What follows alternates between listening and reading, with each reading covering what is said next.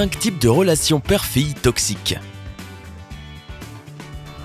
Les pères jouent un rôle important dans la formation de l'estime de soi de leurs filles, de leur point de vue sur le monde et de la façon dont elles font face aux facteurs de stress une fois à l'âge adulte.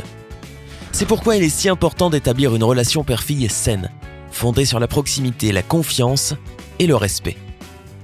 Les 5 types de pères suivants sont des contre-exemples à ne pas suivre et peuvent affecter négativement le développement de leur fille.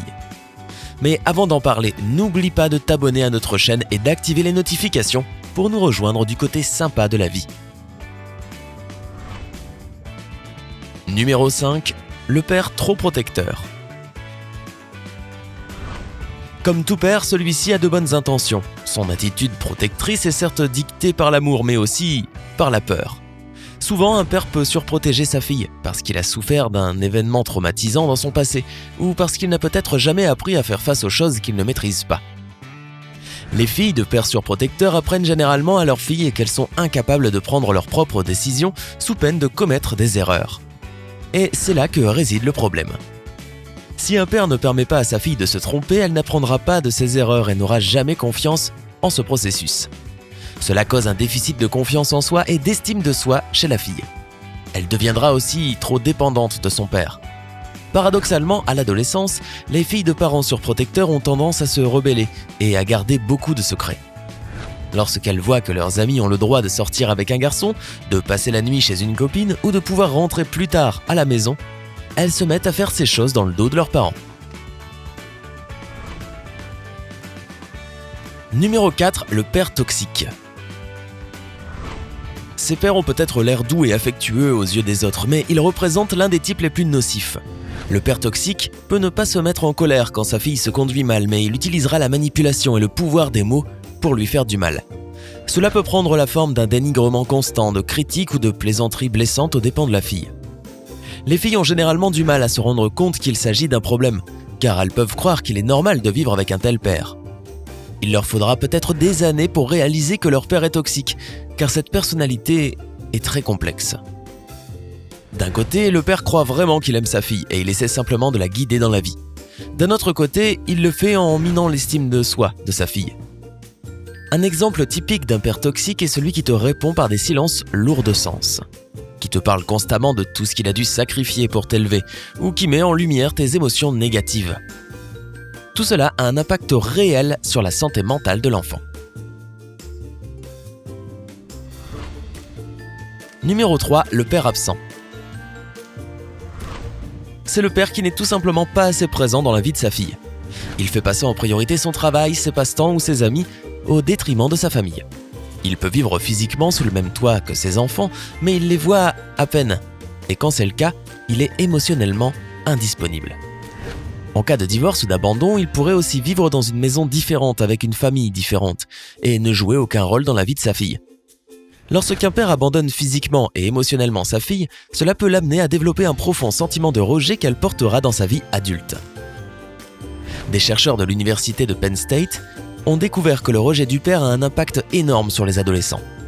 Selon leur étude, si un père rejette son enfant alors qu'il est en 6e, celui-ci sera plus susceptible d'éprouver une anxiété sociale en 5e et de se sentir seul en 4e. Cette anxiété sociale peut conduire une fille à s'isoler, à avoir de mauvais résultats scolaires et à développer une peur d'être rejetée des cercles sociaux. Numéro 2. Le père indulgent. C'est le père qui dit oui à toutes les requêtes de sa fille. Pense à Veruca Salt de Charlie et la chocolaterie. Il est très chaleureux sur le plan émotionnel. Il peut assister à tous les événements importants de la vie de sa fille, mais il est incapable, ou peu disposé, à établir des règles. Si le père est trop indulgent alors que la mère établit et applique toutes les règles de conduite, cela peut causer des tensions entre les parents. Comme le père ne fixe pas de limites, la fille peut devenir gâtée très rapidement. Elle peut se sentir en droit d'obtenir toujours ce qu'elle veut. Et dans les rares moments où le père lui refuse quelque chose, elle peut faire une crise de colère. Le père indulgent a besoin que son enfant l'approuve. Il pense que l'amour, c'est se plier à tous les désirs de l'enfant. Donc, si la fille fait une crise, le père finira par céder. Et la fille va grandir avec les mêmes capacités d'adaptation qu'elle avait quand elle était enfant. Elle sera probablement gâtée à l'âge adulte et quand les choses ne se passeront pas comme elle l'entend, elle ne saura pas accepter les difficultés, puisqu'on ne lui aura jamais appris cela. Alors elle va faire une crise de colère d'adulte. Oui, ça existe. Numéro 1. Le père autoritaire. Il se sert de la punition plutôt que la récompense pour obtenir des résultats. Il discipline sa fille de façon stricte et il risque d'être sujet à des accès de colère. La mère peut déléguer toutes les responsabilités au père ou essayer de protéger sa fille en gérant les situations à l'insu du père. Si le père et la mère sont tous les deux autoritaires, l'environnement familial peut devenir accablant pour n'importe quel enfant. Avec un père autoritaire, la fille grandit dans la peur de faire des erreurs et dans l'insécurité. On s'attend à ce que l'enfant se comporte de façon mature et adulte en permanence. Elle ne voit pas son père comme une source de soutien, mais comme une source de pression. Une étude menée en 2016 à l'université de Cincinnati a révélé que 80% des enfants dont les parents sont autoritaires présentent au moins 5 symptômes de dépression. Les critiques constantes du père font que la fille développe une très faible estime de soi, qui peut même se transformer en haine de soi. Comme la fille doit garder le silence lorsque son père la réprimande, elle peut avoir peur d'exprimer ses émotions dans toutes les situations de la vie. Puisqu'elle est forcée de se taire et de faire ou d'accepter quelque chose qu'elle n'aime pas, elle peut grandir avec beaucoup de colère refoulée, et même imiter le comportement de son père. Si tu as été victime de l'un de ces types d'éducation et que cela a affecté ton développement personnel, un thérapeute peut t'aider.